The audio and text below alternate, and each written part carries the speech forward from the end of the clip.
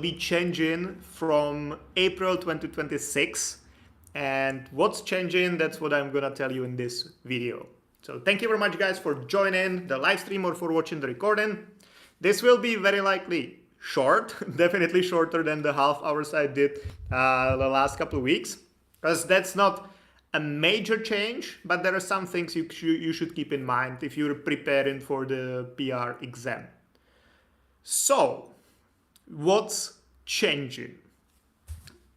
Let me assure you, they're not making it more complicated or harder to pass, or like they're not increasing it to B1 or something like that. So you're safe there.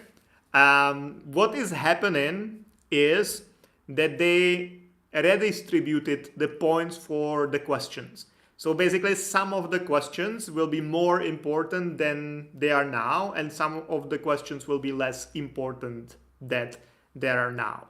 I will take you through that in a second. Just one thing is that this, or let's do it right now. So basically there are 4 sections: reading, listening, writing, and speaking. And reading and listening will stay the same. No changes there. 4 questions, basically all of them for 5 points. Like just in reading, the task number 3 is only 4 points and task number 4 is 6 points, but that's not changing. What is listening the same. Writing is what's changed, and the change there is you have 2 questions, and until this change the first question will be for 5 points and the second question will be for 15 points. So there is a big emphasis on the second question.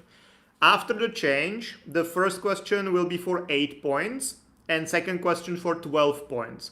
So it's kind of more evenly distributed. So both of the questions are of similar importance. So the first question there is always some kind of form. So you need to fill in a form, fill in a questionnaire, fill in some order or something like that. So that was 5 points, now it will be 8 points.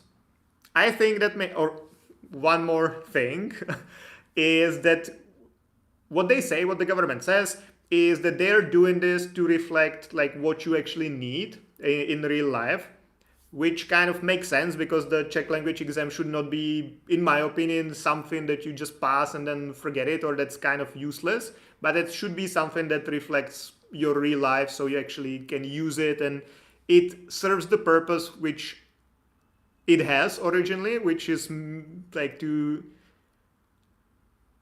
My English sucks today, what's going on? But to kind of integrate you more into the society, so you're more self-sufficient, you can go to the post office and don't get like a heart attack every time you go there. So I think that makes sense that they are making it more reflecting the real life. So back to this question. The first question in writing will be a form, so you need to fill in some kind of form, and I think it makes sense because in your everyday life you will need to fill a lot of forms. So you go to the post office, you need to fill in the thingy when you're sending the mail. When you deal with the Ministry of the Interior, there is a form for everything.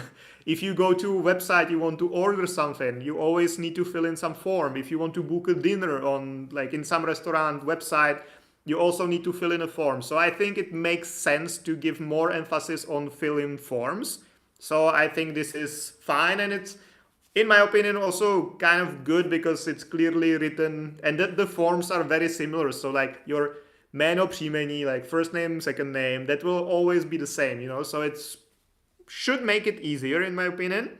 The second question is always an email that you write, and that used to be for 15 points and now it will be for 12 points. So they decrease the importance of that, which I think makes sense as well, because if you don't speak the language, I think most people just like write it in English and then put it into Google Translate or use ChatGPT to write it for them anyway. So I think emails, like writing like this, is not really that important nowadays, unless you need to reply within 5 seconds and you cannot really use ChatGPT, which I cannot really imagine the situation. But the thing is that they are decreasing importance of emails and writing emails. So I think that makes sense in real life, and it's a good change. The next thing that's changing is the speaking part. And there will be 4 questions where the most important for 12 points is a dialogue. So you will be speaking to someone and like you will be interacting, which I think makes sense because that's what happens in real life. You just go meet someone and you interact. You know, it's kind of improvisation. You're not prepared for that in advance. It's not always the same dialogue because the situations change, the people you meet change. So I think it makes sense that this is the highest value in the exam. So 12 points for that. The second most important will be past tense. So that's for 10 points. I think that makes sense as well because that's the complicated part in Czech language and you often need it. Imagine you go to police because someone dropped you, and instead of telling them, okay, yesterday in the evening someone like robbed me, you start saying someone is robbing me now because you don't know the past tense. So, and the past tense you actually use a lot in the real life communication. So I think this makes a lot of sense as well to be able to speak in the past tense. So this is the second most important question there. Then 8 points for questions. Yeah, well, you have a list of questions and then you need to answer the questions, which kind of I think is pretty simple. So for me, I'm kind of surprised that it doesn't have a lower value, but yeah, like answering a question pretty straightforward. So I think that's fair. And the lowest points there, 7 points, is like speaking with a friend, which I think also makes sense because that's those might be some more general topics unless you talk with your friends about your inner feelings and traumas and like unhealed inner child.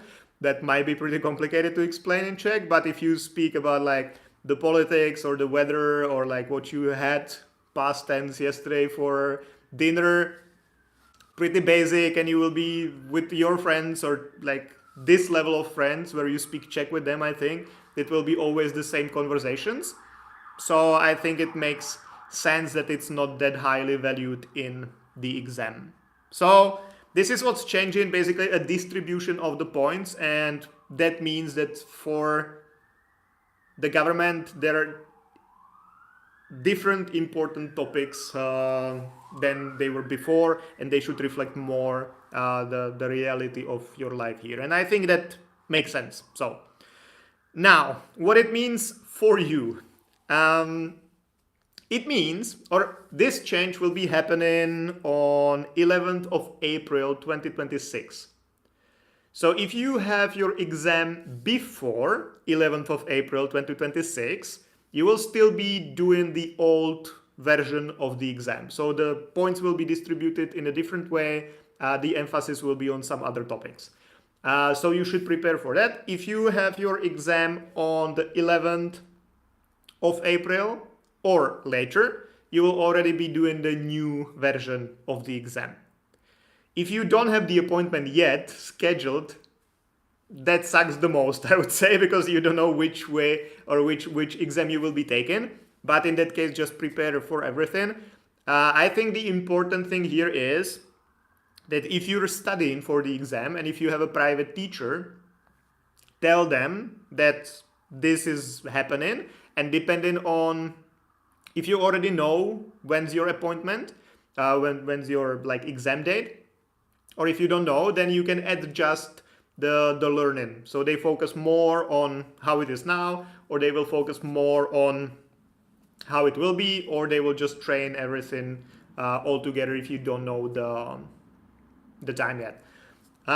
One thing I would recommend is if you already have the appointment date and it's after April 11th, keep it.